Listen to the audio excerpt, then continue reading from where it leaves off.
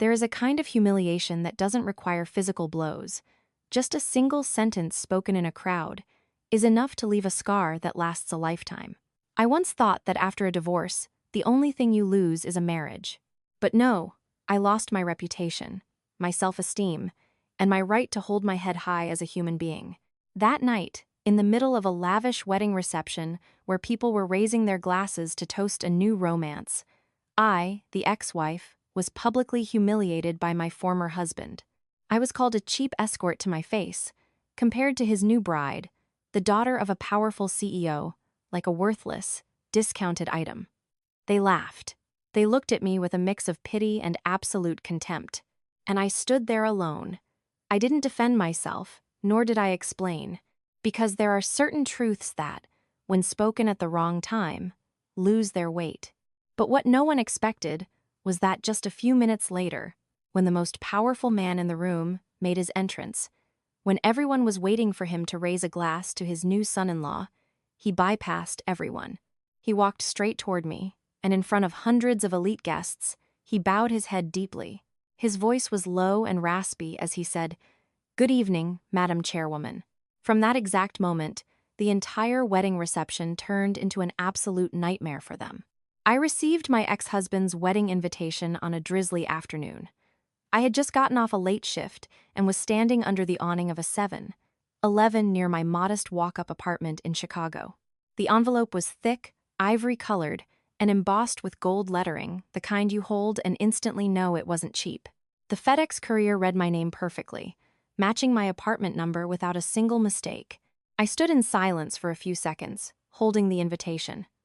My heartbeat slowed down, as if someone had turned the volume of the city noise down to a mute. His name, my ex-husband, Richard, was printed right in the center of the card, next to the name of another woman, Chloe. I didn't even need to open it to know what it said. 7 years of marriage, 2 years of divorce, and now, a wedding invitation. I let out a dry, faint smile, so faint I wasn't even sure if my lips actually moved. Then, I folded the envelope and dropped it into my tote bag like a piece of junk mail, telling myself, this has nothing to do with me anymore. But that night, my phone rang. It was his mother. Her voice was the same as always, slow, soft, but always hiding a passive-aggressive undertone that made it incredibly difficult to say no. "Claire, dear, are you free this weekend? After all, you were once family. It's only proper that you attend. If you don't, people in our social circles might gossip, and that wouldn't look good for anyone." I remained silent for a long time. She made no mention of the years I spent living in her house, treated like an invisible burden. She made no mention of the night I packed my things and left in the pouring rain, carrying only 2 duffel bags of old clothes. She made no mention of the things she used to say behind my back. She doesn't come from the right family. She has no pedigree. She'll never amount to anything. Now, it was all about keeping up appearances. Eventually, I said yes. Not because I was still in love, and not because I wanted to hold on to the past. I agreed because, deep down, I harbored a very naive thought. I have lived a decent, honorable life. I have nothing to hide from. On the day of the wedding, I chose a simple cream-colored sheath dress. It wasn't flashy, but it wasn't shabby either. I applied light makeup, just enough so I wouldn't look entirely exhausted from my 6-0-hour work week. Standing in front of the mirror in my cramped apartment, I stared at myself for a long time. The woman in the mirror looked calm, but her eyes carried a strange, profound weariness. The reception was held at the Ritz-Carlton in downtown Chicago. As soon as I stepped out of the Uber, I was overwhelmed by the dazzling crystal chandeliers, the velvet carpets rolling from the entrance, and the luxurious classical string quartet playing in the background. Surrounding me were people dressed to the nines, custom tuxedos, designer evening gowns, polished stilettos. The air was filled with the clinking of champagne flutes, boisterous laughter, and the heavy scent of expensive perfumes. It made me feel, acutely, that I did not belong here. I walked slowly, very slowly, afraid that if I walked any faster, all eyes would instantly dart toward me. And right at that moment, I saw him. My ex-husband stood in the center of the grand ballroom in a perfectly tailored black tuxedo, his face beaming. On his arm was his beautiful new bride. She had flawless, pale skin and soft blonde waves cascading down her shoulders. She smiled brightly, radiating the exact kind of confidence of someone who knows exactly how much power she holds in a room. To everyone around them, they looked like the perfect match. Richard saw me. His gaze paused for a beat, and then the corner of his mouth curled up. It wasn't a smile of surprise, nor was it an awkward greeting. It was the smirk of someone who held the upper hand of someone who truly believed he had ascended to a higher echelon of life, while I had been left rotting in the dirt. My heart tightened, but I kept walking. Before I could even find my assigned seat, his voice echoed across the room, loud enough for all the nearby guests to hear. "Well, look who it is. You actually showed up?" The ballroom seemed to slow down. I stopped and turned to look at him. Before I could even open my mouth, he scoffed. "I don't even know who sent you an invite. This place is full of high society elites and prominent figures. Do you honestly think you fit in here?" Eyes began to shift toward me. The new bride looked me up and down, her gaze cold and scrutinizing. Then she smiled, her voice soft but sharp as a razor. "Honey, she's an ex. Let's not give her a hard time on our big day." Her words sounded like a defense, but every syllable felt like a needle. I stood there, under the glaring crystal lights, surrounded by the elegant music, feeling as though I had been stripped naked in the middle of a crowded town square. But I didn't know that this was merely the prelude to a night I would never forget. After my ex-husband's half-joking, half-insulting remark, I stood perfectly still. Not because I didn't know how to react, but because in that moment, I realized that in this room I had no right to speak. The music continued to play, the graceful notes gliding through the air as if completely unaware that a woman's dignity was being shredded to pieces on the ballroom floor. I lowered my head, gripping the strap of my purse so tightly my knuckles turned white. Seeing my reaction, the triumphant gleam in Richard's eyes grew brighter. He leaned in, whispered something to his new bride, and then laughed louder, intentionally making sure everyone around could hear. "You see, some people are just born incompatible with high society. No matter how hard they try to force their way in, they just look pathetic." A few people standing nearby turned to look at me. Some frowned, some pursed their lips, but most remained silent. To me, their silence hurt far more than the sarcasm. At that point, the new bride finally stepped forward. Her pristine white gown sparkled under the lights, the tiny diamonds reflecting a dazzling glow. She stood close to Richard, subtly asserting her dominance. "Ma'am," she said, her voice dripping with fake sweetness. "Today is a joyful day. If you're just here to give your blessings, you can take a seat in the back corner, grab a slice, and then head home. We have a lot of VIPs here, and we wouldn't want any awkward misunderstandings." Every single word was delivered so softly that no one could accuse her of outright hostility. But to me, it was a polite eviction notice. I looked up at her. The distance between us was only a few feet, but it felt like we were standing on two entirely different planets. "Thank you," I replied, my voice hoarse from the effort to remain composed. "I am only here because I was invited." Richard let out a cruel laugh. "Invited? Or did you hear that my new father-in-law is a massive corporate CEO, and you came here hoping to beg for a job?" He looked me up and down, making no effort to hide his disgust.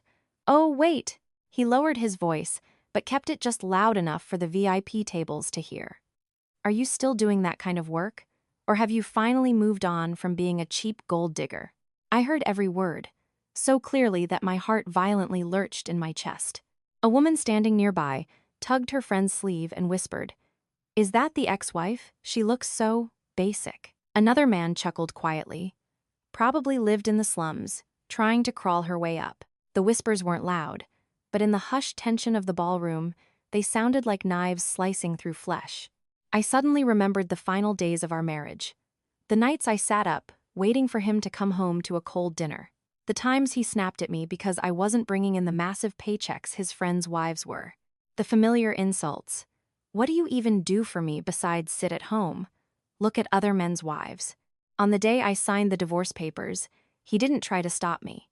He only said one thing: "Once you walk out that door, you're on your own." Don't let people think I was stupid enough to keep feeding a parasite. Now, standing in the middle of his wedding reception, that sentence resurrected itself, clearer than ever. I took a deep breath. I knew that if I cried, they would only feel more victorious. If I argued back, I would just be the crazy ex-wife ruining a wedding. And so, I stood there, enduring the silence. But my patience was mistaken for weakness.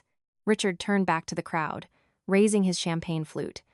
"Everyone, please, pay her no mind. We all have past mistakes. Let's just hope she doesn't taint the happiest day of our lives." Laughter rippled through the crowd. Right at that exact moment, the grand double doors of the ballroom swung open. A cool gust of evening air swept into the room. The hotel staff immediately straightened up and bowed. A middle-aged man walked in. He wore a sharp, dark charcoal suit. His posture was commanding, his gaze sharp and calculating. Without anyone needing to introduce him, the guests instinctively stood a little taller. Someone whispered, "The bride's father is here." Richard instantly straightened his bow tie, slapped on his brightest, most eager smile, and pulled his new wife forward to greet him. As for me, I just stepped aside, ready to slip out the door and leave. But in that fleeting second, the older man's eyes swept across the crowd and stopped dead on me. I didn't know why, but I could see a profound, unmistakable shock flash across his eyes. And then, he began walking straight toward me. The older man walked very slowly, not rushing, not making a scene. But every step he took carried an indescribable, heavy weight, as if the air in the ballroom was being stretched thinner by the second. My ex-husband, still wearing his eager grin, had his arm tightly linked with his bride. He opened his mouth, fully prepared to offer a textbook, sycophantic greeting. But he froze. He realized something was wrong, because his father-in-law wasn't looking at him at all. The CEO's gaze bypassed the bride, bypassed the tables adorned with imported roses and crystal glasses, and locked entirely onto me. I stood backed into the corner of the room, my simple dress making me look entirely alien amidst the sea of sequins and silk. My hands were still gripping my purse, my palms slick with sweat. I thought he had merely glanced at me by accident and would soon look away. But no. He stopped completely. The distance between us closed to just a few feet. I could clearly see the wrinkles at the corners of his eyes. I could see the fleeting astonishment on the face of a man who was used to making life and death decisions for thousands of employees. The chatter in the room died down. The wedding music continued to play, but it sounded a million miles away. Richard began to look panicked. He tugged at his new wife's arm and cleared his throat. "Mr. Sterling, sir. We're over here." But Mr. Sterling didn't respond. He just stared at me for a very long time. It wasn't a look of curiosity, and it certainly wasn't a look of disdain. It was a look of absolute recognition. Then, to the utter shock of everyone in the room, he stopped right in front of me. He adjusted the lapels of his suit, took a deep breath, and bowed his head. Not a casual nod of acknowledgement, not a polite, superficial greeting. He bowed deeply, with profound reverence. His voice, deep and clear, echoed through the dead-silent ballroom. "Good evening, Madam Chairwoman." For a split second, I thought I had misheard him, but no. I saw the people standing nearby freeze in sheer disbelief.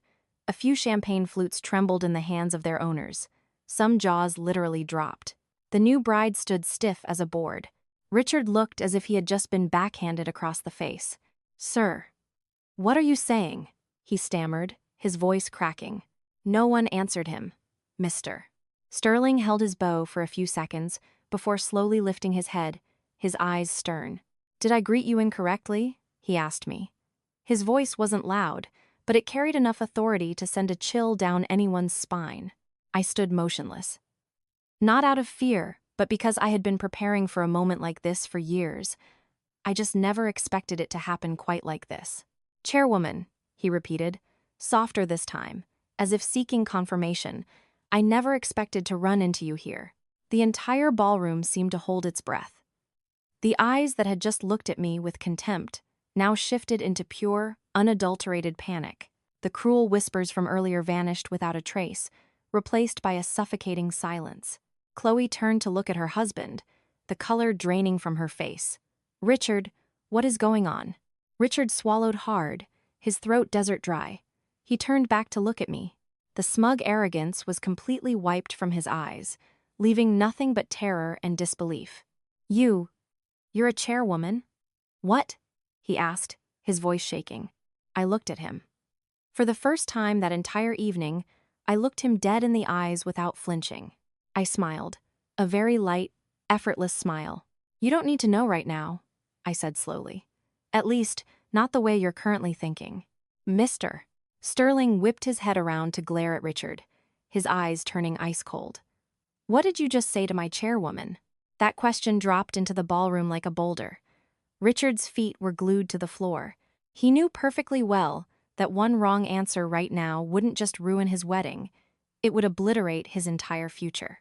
As for me, I stood there amidst the brilliant lights and the crushing silence, and for the first time in years, I was no longer the one being humiliated. After Mr. Sterling's question, the air in the ballroom essentially froze solid. Richard stood there, his hand still gripping his champagne glass, trembling so violently that the liquid sloshed over the rim. His face was chalk white, his lips quivering as if he wanted to speak, but he couldn't form a coherent sentence. I was just joking around, sir, he stammered, forcing a grotesque, twisted smile. It's a happy day. People just say things to be funny. Mr. Sterling did not smile. He stared right through Richard, his gaze so intense that the guests standing nearby instinctively took a step back. A joke? He asked slowly. Calling someone a cheap escort in the middle of a wedding reception is your idea of a joke? The words rang out loud and clear, so clear that even the tables in the far back heard them. I heard someone swallow nervously in the crowd. Chloe was in full panic mode now. She grabbed her father's arm, her voice shrinking. Dad, do you know her? Mister. Sterling turned to look at his daughter. His eyes were no longer strict. They were laced with profound disappointment. I don't just know her, he replied. She is someone I owe my utmost respect. A collective gasp rippled through the ballroom. Whispers erupted, but this time, they weren't curious or mocking, they were laced with terror. Which chairwoman is she? The bride's father is a major CEO, and even he bowed to her. Who on earth is that woman? I remained completely silent, not because I didn't want to speak, but because I knew very well that some truths don't require your own voice to validate them. They expose themselves. Richard turned to face me entirely. The look in his eyes was completely unrecognizable. The superiority was gone. The disdain was gone. All that was left was confusion mixed with raw fear. How do you know my father-in-law? He asked, his voice dropping to an anxious whisper. I looked at him calmly. For a long time, I replied, longer than the time we spent married. That sentence paralyzed him. I could see the memories flooding his mind. The years I spent living quietly, never showing off, never flaunting my wealth. The times he criticized me for having no connections, no business acumen, bringing zero value to his career. He used to tell me, you don't know a single important person in this city. Stop acting like you're some mysterious intellectual. I remembered those words vividly, and now I saw them reflecting clearly on his pale, terrified face. Mr. Sterling turned back to me, his tone softening dramatically. I never imagined I would run into you under these circumstances, Madam Chair. Had I known. He paused and let out a heavy sigh. I would never have allowed such an insulting situation to occur. I shook my head. It's fine, I said. Today is your daughter's big day. I am merely a guest. I emphasized the word guest very lightly, but it was enough for Richard to understand that I had no intention of making a scene. Chloe looked at me, her confidence visibly shaking. The arrogance from earlier had evaporated, replaced by obvious insecurity. Ma'am, who exactly are you? She stammered. Before I could answer, Richard desperately interrupted. His voice rushed. Sir, there must be a misunderstanding. She's just my ex-wife. Mr. Sterling whipped around and glared at him. Your ex-wife? He emphasized every syllable. Do you have any idea what you just said? Richard went dead silent. The woman you are calling your ex-wife, Mr. Sterling continued, his voice dropping into a dangerous baritone, is the senior managing partner who saved my entire corporate acquisition from going completely bankrupt. A quiet, oh my God, echoed from the crowd. I could see the sheer, unadulterated shock registering on the faces of every single person in the room. And Richard, He stood frozen like a statue, as if he had just been violently yanked down from the pedestal he so proudly stood upon. I looked at him one last time in that moment. No gloating, no resentment. I just felt like I was looking at a stranger, because I knew, from this exact second onward, he would spend the rest of his life questioning his entire existence. After Mr. Sterling's revelation, no one in the ballroom dared to laugh. The air felt completely vacuumed out of the room. The people who had stood near me, who had whispered about me, who had looked at me with pity or disgust, they all quietly shuffled away, as if standing too close to me would somehow burn them. Richard remained glued to his spot. He didn't speak. He didn't ask any more questions. He just stared at me for a very, very long time. His eyes were no longer those of a victor. They weren't arrogant. They were utterly bewildered.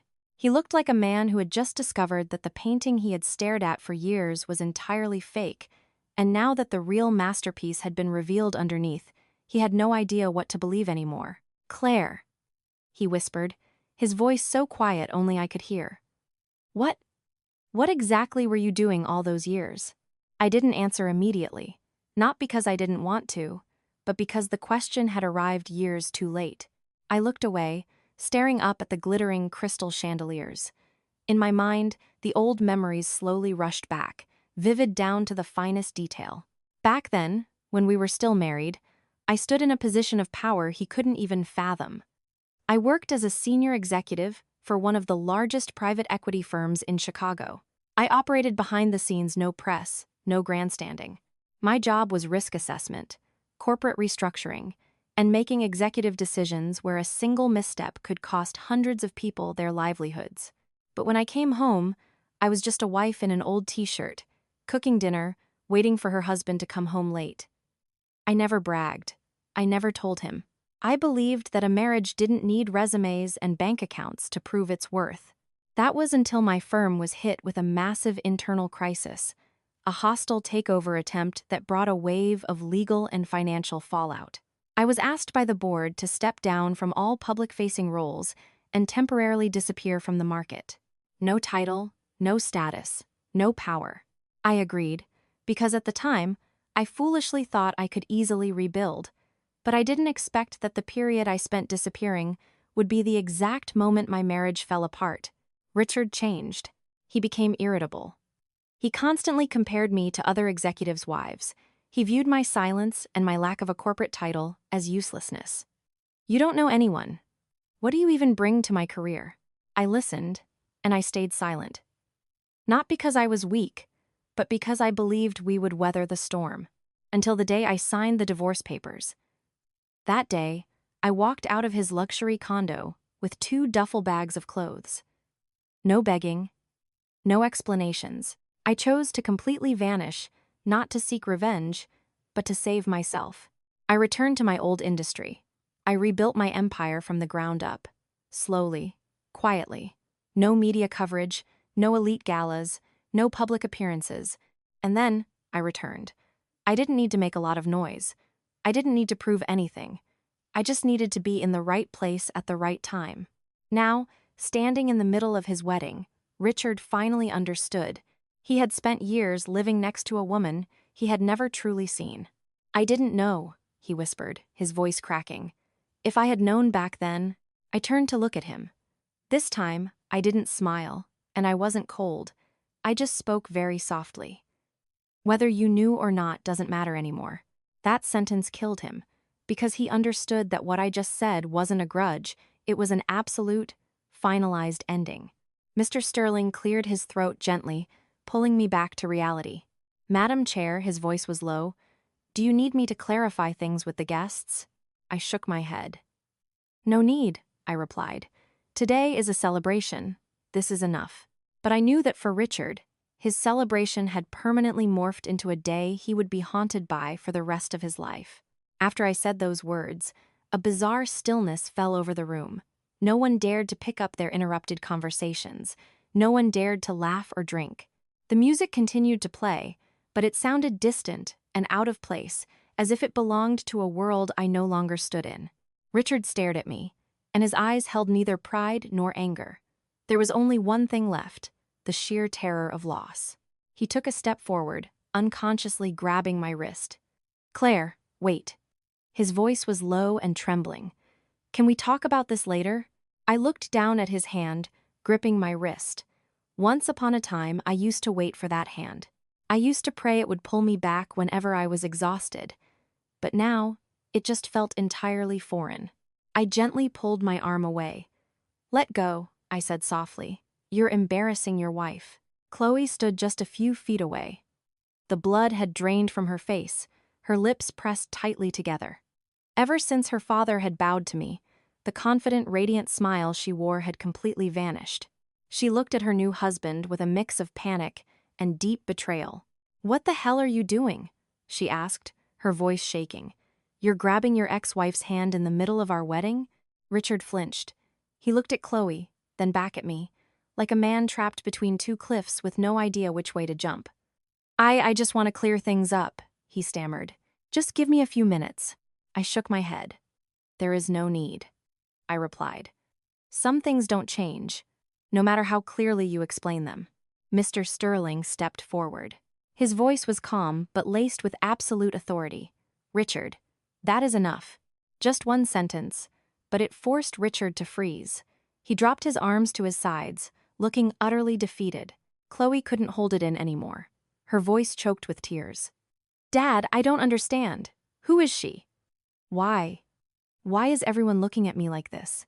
Mr. Sterling sighed heavily. "You don't need the details right now," he said. "Just know this. You just insulted a woman that even I do not have the privilege to insult." That sentence hung in the air like a guillotine. Chloe was stunned into silence. I looked at her, and in that brief moment, I didn't hate her. In fact, I felt a twinge of pity.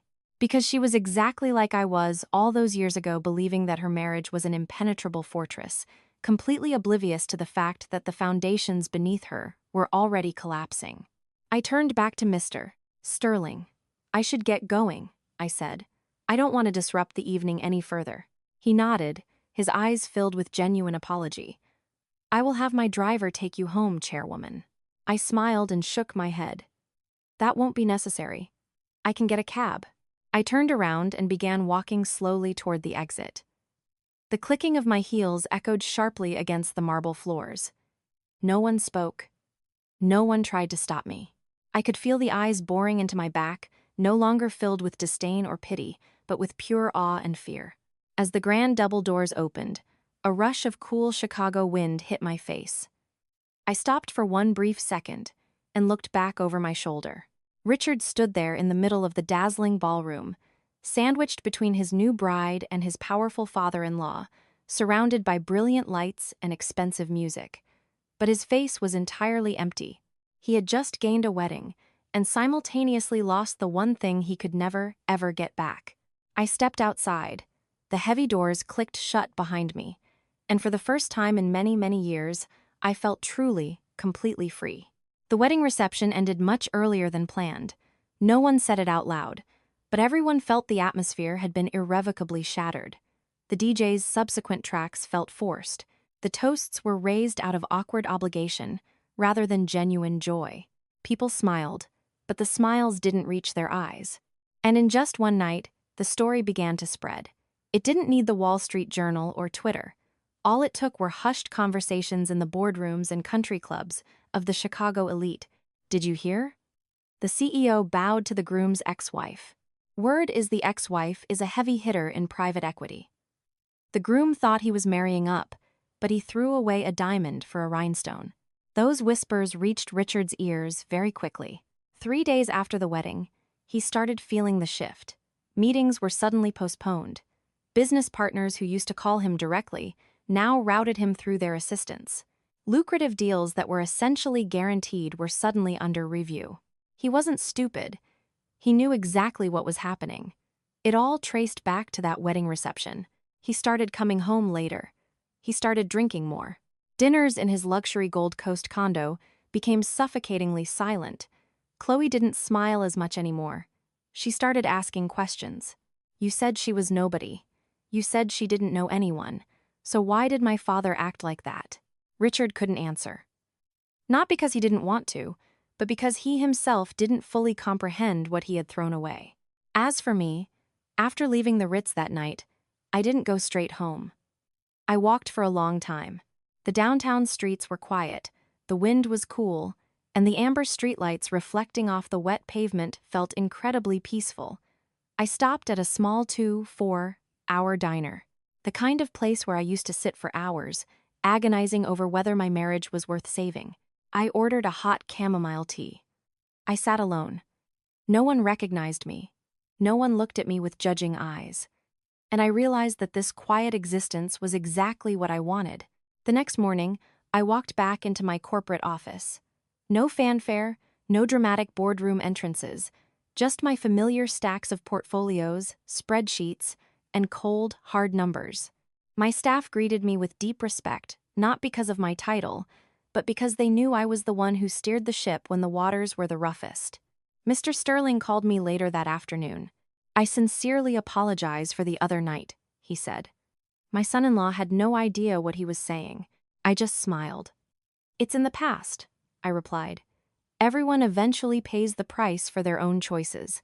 On the other end of the line, he stayed silent for a long time. Perhaps he knew that the person who lost the most that night wasn't me. Later that evening, my phone buzzed. It was a text from Richard. Just one sentence. "Can I see you?" Just once. I stared at the screen for a long time, then locked my phone and tossed it on the counter. Not out of hatred, but because I knew a meeting would serve absolutely no purpose. Some people only realize the value of what they had once it's completely gone, but unfortunately, life doesn't come with a rewind button. 3 days after ignoring Richard's text, I received another call. It was his mother. Her voice on the other end wasn't carrying its usual slow, condescending drawl. It was raspy, exhausted, and laced with an anxiety I had never heard from her before. "Claire, could you meet with me for a little bit?" Just for a moment. I stayed silent for a few seconds.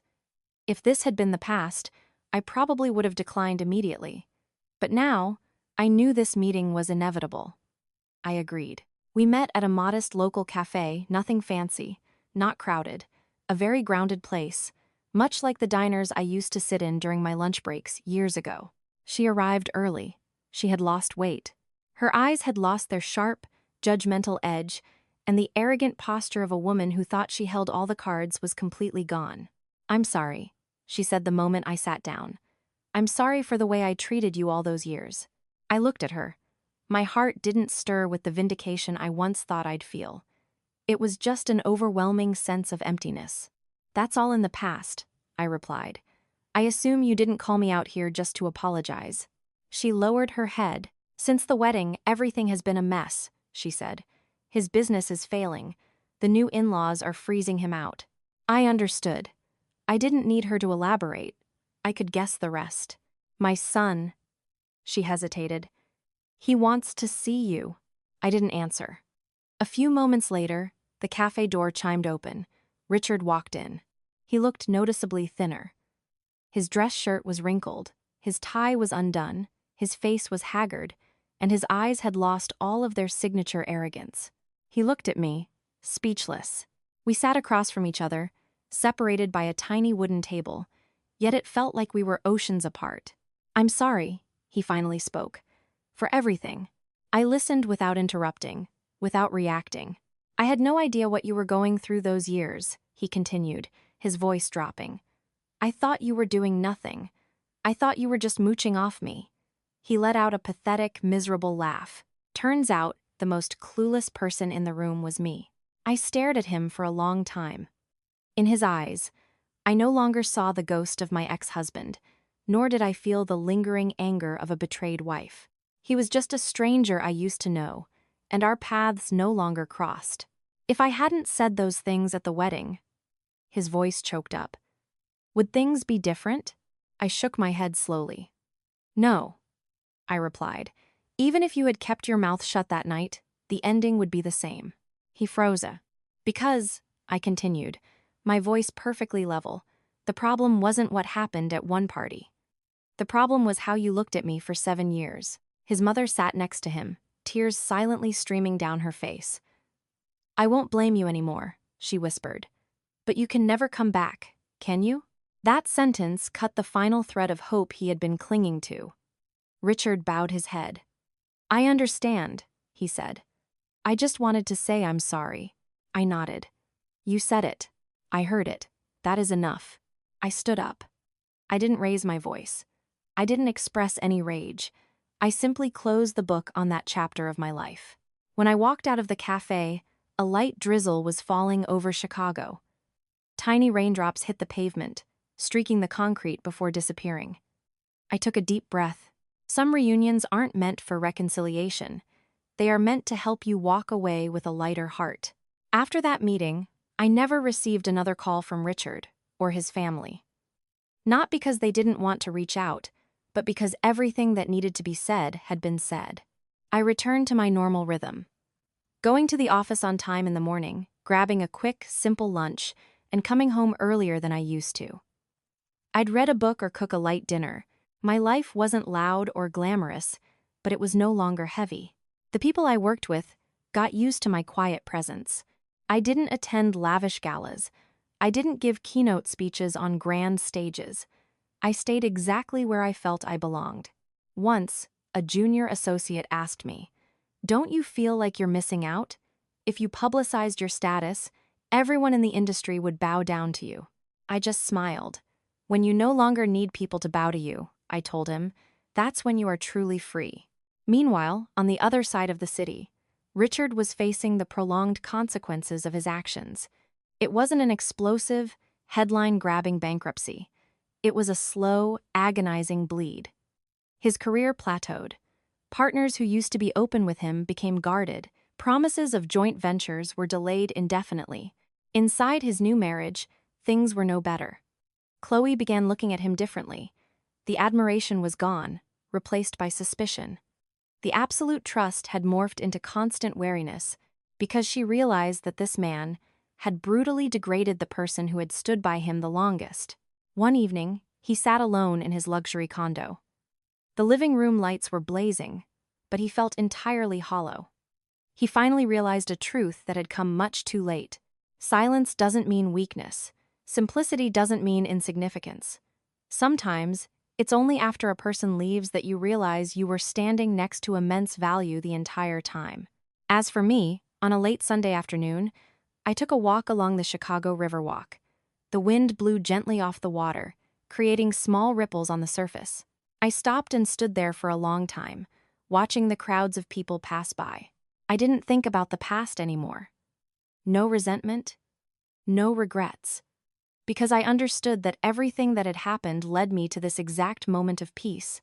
I used to be the woman publicly humiliated in a crowd, called names I didn't deserve.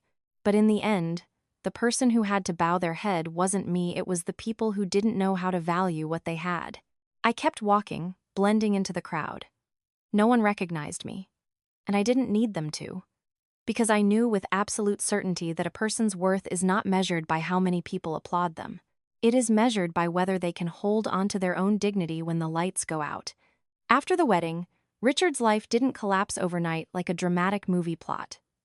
There were no explosive bankruptcies, no scandalous newspaper headlines, no spectacular public falls from grace. Instead, everything just began to slow down in a terrifying, methodical way. The phone calls that used to ring incessantly dwindled.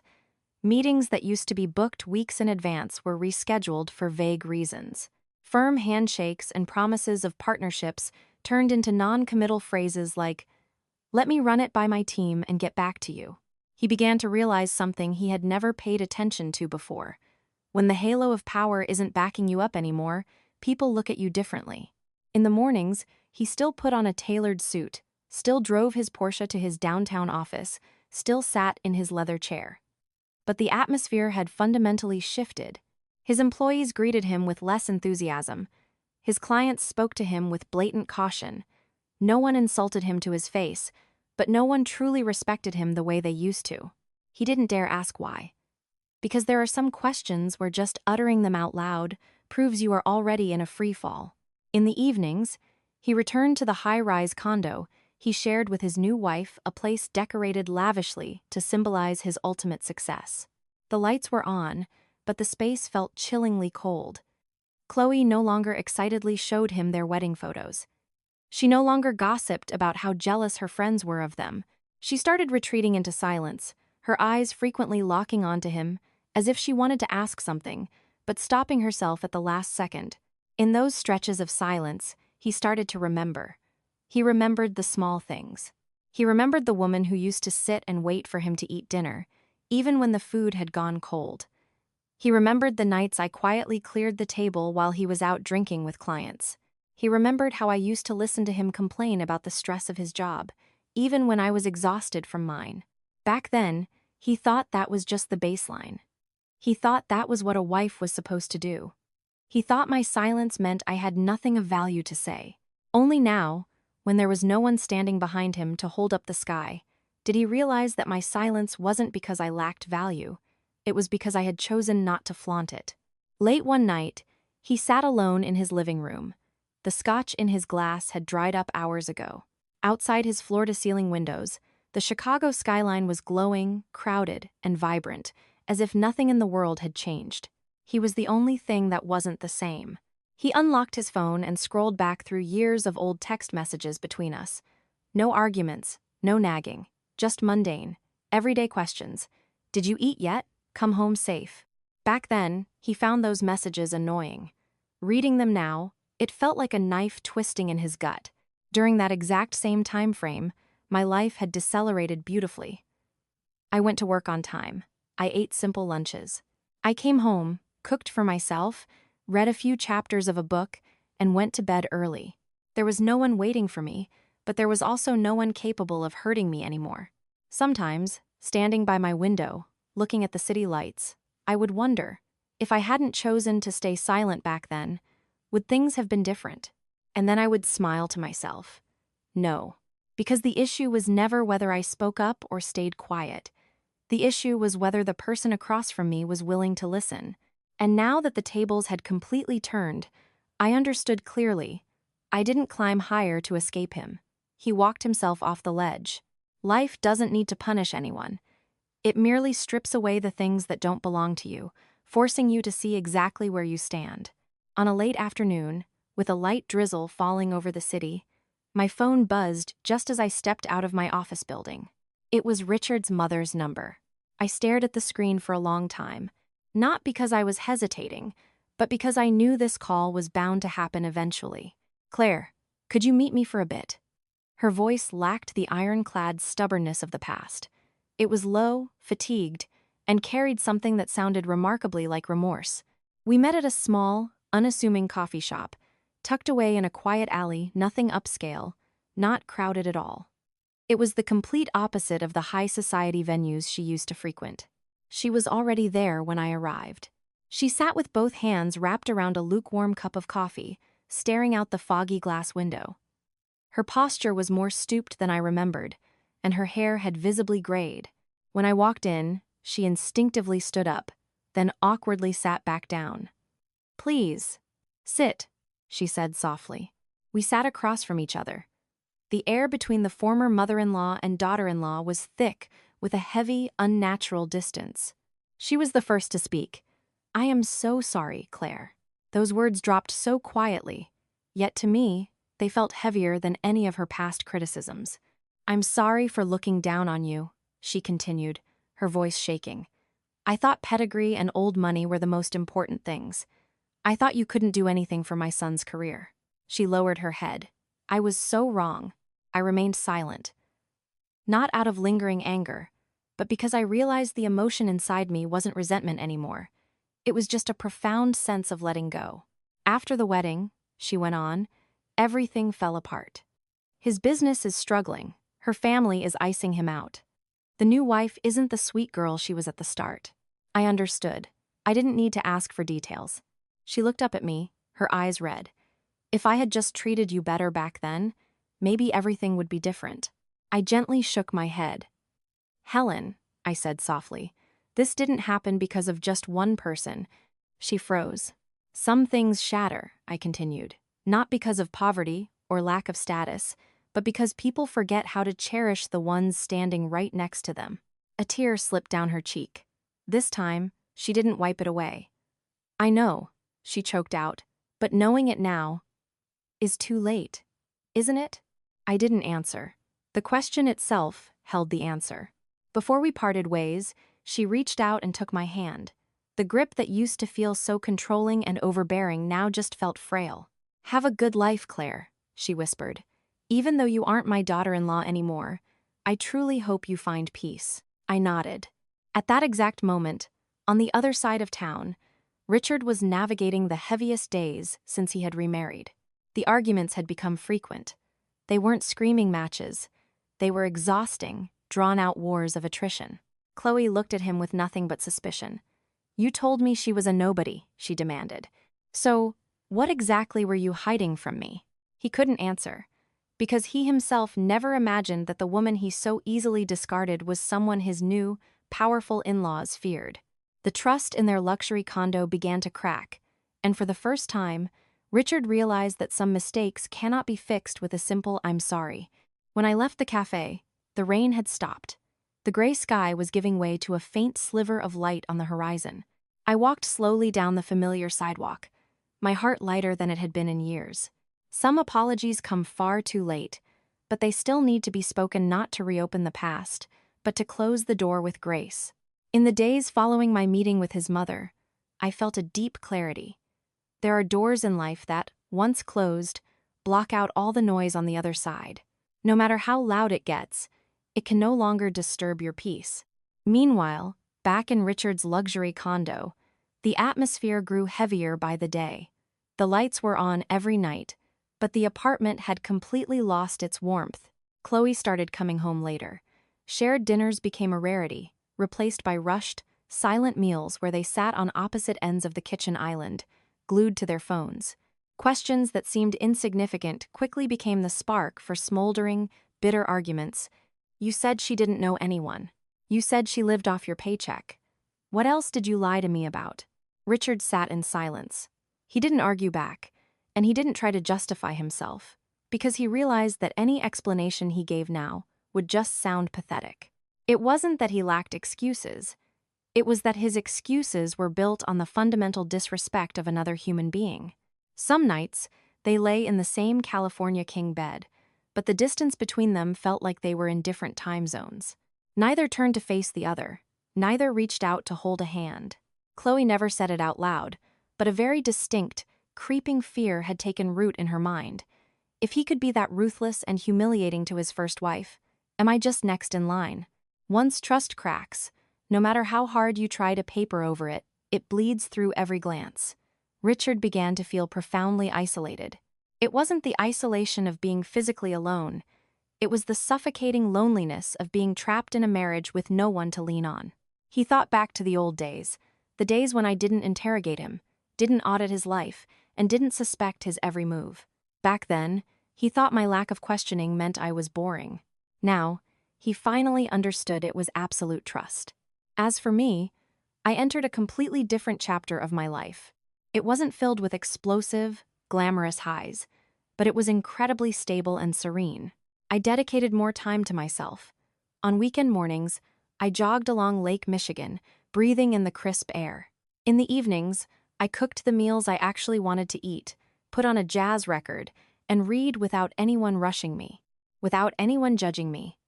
I realized that when you stop trying to bend yourself to please someone else, you finally find your own rhythm. One night, Richard texted me again. I don't know who else to talk to. I read the message and locked my screen. It wasn't out of cruelty. It was because I knew I was no longer the dumping ground for his loneliness. Some people only realize that the greatest treasure they had wasn't a title or a status, but a partner who offered them unconditional respect, and they only realize it once they've destroyed the peace of their own home. By the end of that day, I stood by my window, watching the Chicago skyline light up. The city was as dazzling as ever, but my heart was entirely still. I knew that chapter of my life had reached its absolute conclusion. No drama, no lingering resentment. Just two people walking down the separate paths they had paved for themselves. In the days that followed, the laughter in Richard's new home completely died. It wasn't the temporary awkward silence that follows a typical marital spat.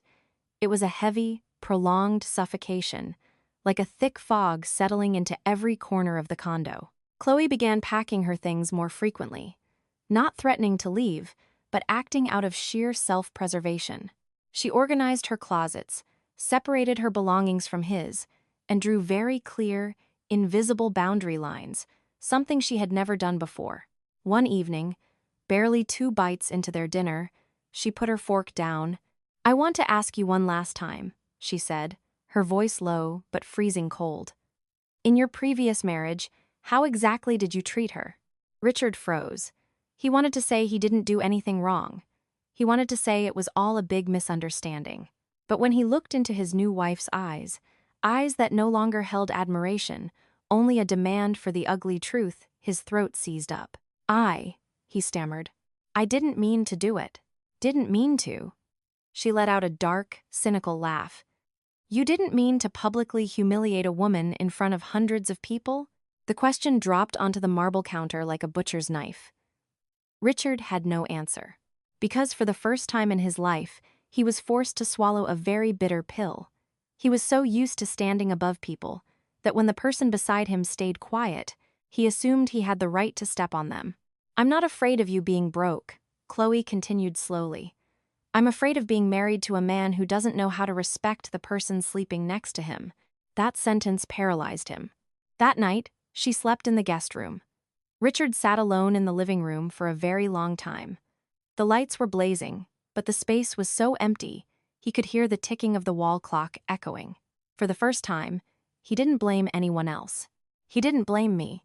He didn't blame the economy. He didn't blame her family. He began to ask himself, if I had just listened a little more, if I had just been a little less arrogant, would everything be different? But that question no longer had an answer. Meanwhile, in an entirely different cadence of life, I received an invitation. It wasn't a cocktail party invite or a networking gala. It was an offer to spearhead a massive, long-term corporate restructuring project. High risk, high responsibility. The managing partner who called me was very direct. "We need someone who doesn't need to make a lot of noise, but has the spine to keep an entire board of directors from capsizing." I was quiet for a few seconds, then I agreed. Not out of blind ambition, but because I knew I was finally ready for a new battlefield. That afternoon, I stood in front of my mirror, adjusting the collar of my blazer, making sure my hair was perfect. In the mirror, I saw a woman who was vastly different from the one a few years ago. There was no longer a look of endurance in my eyes. There was no longer any hesitation about stepping out into the world. There was only absolute, unwavering resolve. Somewhere in the city, Richard was also standing in front of a mirror, but his reflected the mistakes he had spent years avoiding. One person was stepping forward, the other was forced to a dead halt. Sometimes, life provides exactly that much justice. The argument that night didn't involve screaming, throwing plates, or hysterical crying. It was just a prolonged silence that choked the oxygen out of the room.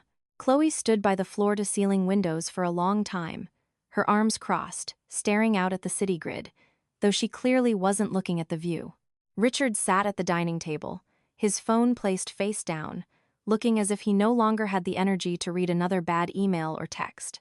After a while, she turned around.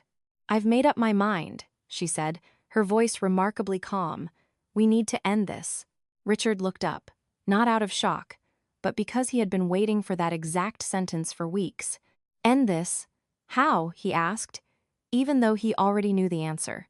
"I can't stay in a marriage," she continued, "where every single day I have to wonder what the man next to me is hiding, where I have to wonder if, one day, I'll be the one being humiliated and discarded, just like she was." The words acted like a drill straight into his chest. Richard lowered his head. This time, he didn't offer excuses.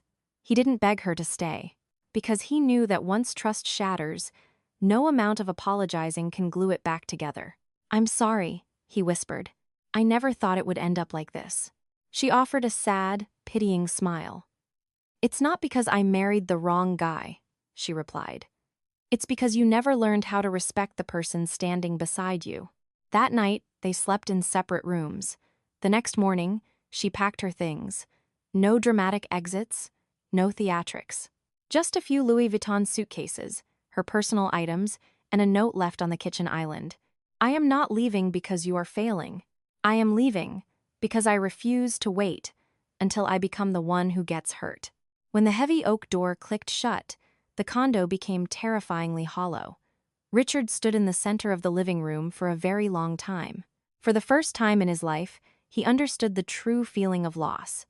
It wasn't the loss of money. It was the realization that he had dropped the most valuable asset a man can have: respect. In the days that followed, everything seemed to collapse on him all at once. His business stalled. His new family connections evaporated. His marriage dissolved. He began to realize that the things he used to be so arrogant about, his status, his network, the admiring stares, were fleeting illusions that could vanish in a heartbeat. The only thing that follows a person to the grave is their character. As for me, during that exact same period, I stepped into a completely new rhythm. The new project launched. Long boardroom meetings, executive decisions that required absolute clarity and nerve. I was incredibly busy, but I wasn't exhausted. I no longer felt like I was being dragged backward. I no longer had to walk on eggshells around someone else's fragile ego. One afternoon, standing alone in the corporate elevator, I looked at my reflection in the polished steel doors. I realized I had changed drastically, not because of power, not because of wealth, but because I was no longer afraid of losing anyone. I used to be terrified of losing my husband, terrified of losing my family, terrified of losing my place in a marriage. But now I understood. The most terrifying thing isn't losing other people. It's losing yourself. Somewhere out there, Richard was beginning his long journey of paying his debts to the universe. Not for my sake, not for his new wife's sake, but for the choices he made. As for me, I kept walking forward without ever looking back. No resentment, just carrying the one ultimate prize I had traded so much pain to acquire: my absolute freedom. We ran into each other on a late afternoon, just as the city streetlights began to flicker on. It wasn't planned. It wasn't intentional. It was purely coincidental. I was walking out of a high-rise office building in the Loop, holding a slim leather portfolio, my mind still processing the financial projections from my last meeting. When I looked up, I saw him standing on the opposite corner. He had lost an alarming amount of weight. His dress shirt was wrinkled, and his face was gaunt and hollowed out. My ex-husband. He stood there, hesitating for a long time, before crossing the street toward me. "Claire," he called out, his voice hoarse. "It's been a while." I nodded. Yes, just that. No polite small talk, no shock, no evasion. We stood less than 3 feet apart, yet it felt like we had traversed 2 entirely different lifetimes to get here. He stared at me for a long time. His eyes were a chaotic mix of emotions: regret, exhaustion, and an undisguised, crushing helplessness. "I lost everything," he said, barely above a whisper. "My business isn't the same. My marriage is over. My friends are gone." I listened. I didn't interrupt, and I didn't offer any pity, because I knew that sometimes, when people complain about their tragedies, it's just their way of verbally confirming that they have finally hit rock bottom. "I don't blame you," he continued. "I only blame myself for being a fool." A cool breeze swept off the Chicago River, casting long shadows under the amber streetlights. The rush-hour crowd hurried past us, preoccupied with their own lives. No one paid any attention to 2 people who used to be married. I looked at him. For the first time in a very long time, I felt zero resentment, zero pride, zero satisfaction. I just saw a stranger I used to know intimately. "You know," I said slowly, "I'm not angry with you anymore." He froze. "Not because you deserve forgiveness," I continued, "but because I refuse to carry that emotion with me any longer." He bowed his head. "I understand," he choked out. "I just wanted to apologize, once and for all." I nodded. "You did," I replied. "And that's enough." We stood in silence for a few seconds. Then, I took a step back and said softly, "Take care of yourself." Those were my final words. I turned around and merged into the bustling crowd on Michigan Avenue. I didn't look back. I didn't wait to hear if he called my name. Because I knew that some encounters aren't meant to rekindle the past. They exist solely to provide a clean, definitive ending. Behind me, Richard stood perfectly still, Perhaps, in that exact moment, he finally understood. The ultimate price you pay isn't the loss of money, and it isn't the loss of status. The most devastating price is losing the person who stood by you when you were absolutely nobody. After that encounter, I truly crossed over into a new chapter of my life. There was no applause, no celebratory champagne, just a quiet, definitive, and irreversible shift. I decluttered my apartment. I threw away old items that no longer served a purpose and kept only the things that brought me genuine peace. Every morning, I woke up a little earlier, opened the blinds to let the sunlight in, brewed a hot cup of English breakfast tea, and sat in silence for a few minutes before starting my day. I was no longer rushing. I was no longer terrified of being left behind. Because, for the first time in my life, I knew exactly where I was going. Meanwhile, Richard's life continued to slide downhill in a painfully mundane way. It wasn't a loud collapse that people pointed and stared at. It was a slow, agonizing erosion, the kind that drains a person's soul completely dry. The suspended projects were never revived. The contacts he once called close friends slowly vanished. His phone stopped ringing. He stopped getting invited to the elite dinners. He fell into a monotonous gray loop: go to work, come home, eat mediocre takeout, and sleep in a massive, empty condo where no one asked about his day. No one waited for him, and no one was there for him to vent to or blame. Some nights, he would sit alone for hours, staring at the black screen of his phone, and suddenly remember a very old, insignificant moment. A moment where I stood in the kitchen, with my back to him, and asked softly, "Are you hungry? Let me heat up dinner." Back then, he thought a question like that was so mundane it didn't even warrant a polite response. Now, sitting in a kitchen that smelled only of cold, processed food, he finally realized that the things he took for granted were actually the most precious things in the world. He started asking himself where he went wrong, not on the day of the divorce, not on the night of the wedding, but from the very first time he looked at my silence and labeled it weakness, the first time he looked at my simplicity and labeled it mediocrity, the first time he looked at my patience and assumed it was his birthright. One afternoon, he happened to walk past an old coffee shop downtown, the exact place I used to sit and wait for him to finish work.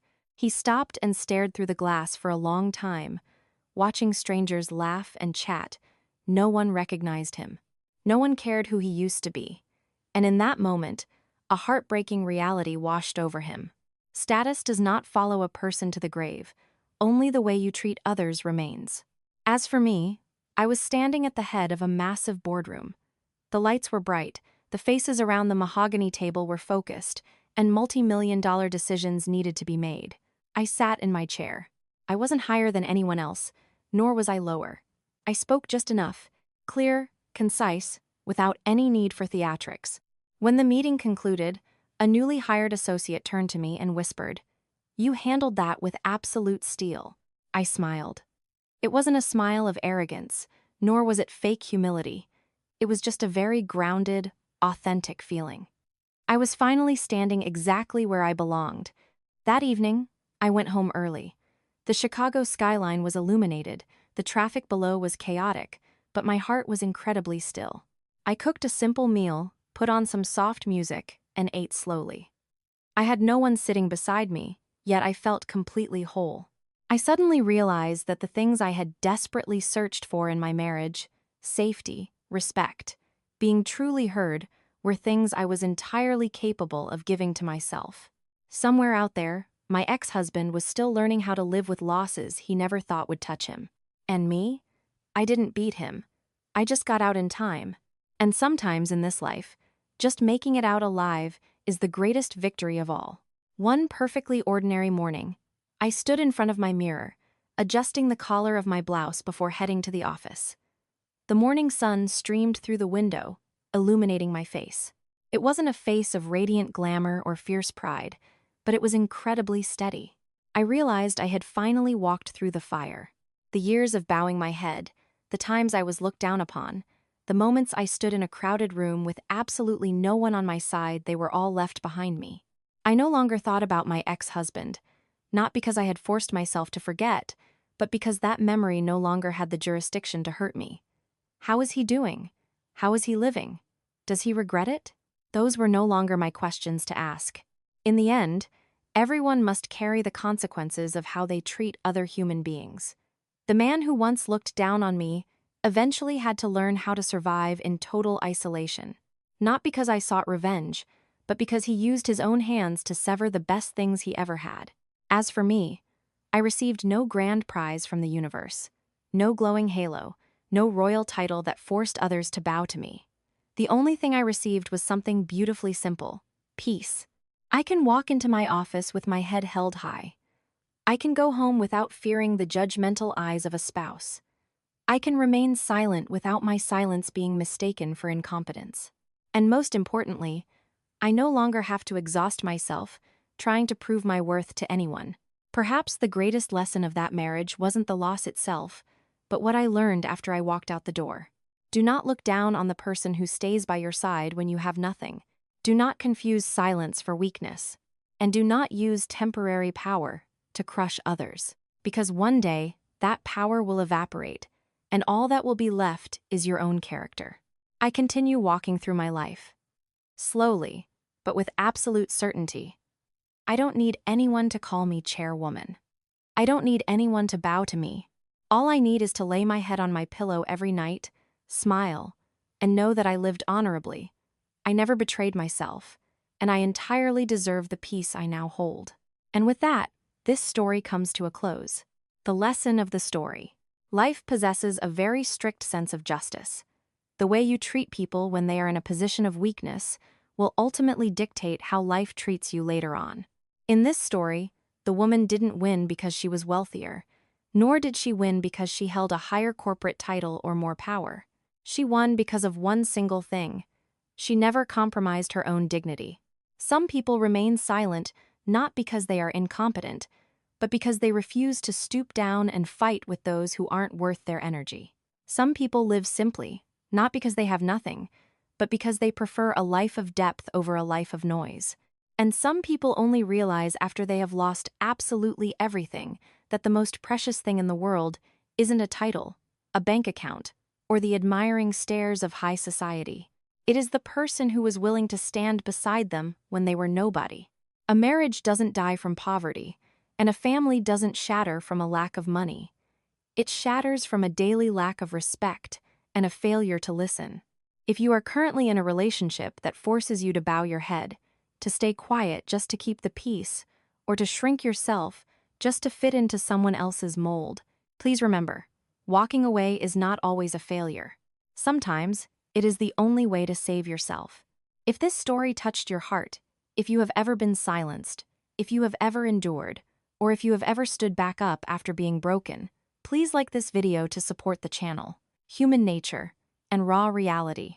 And please, leave a comment below sharing your thoughts. You never know, your story might just help someone out there realize they are not alone. Thank you for listening all the way to the end. May you always find peace, stand firm, and never, ever lose yourself.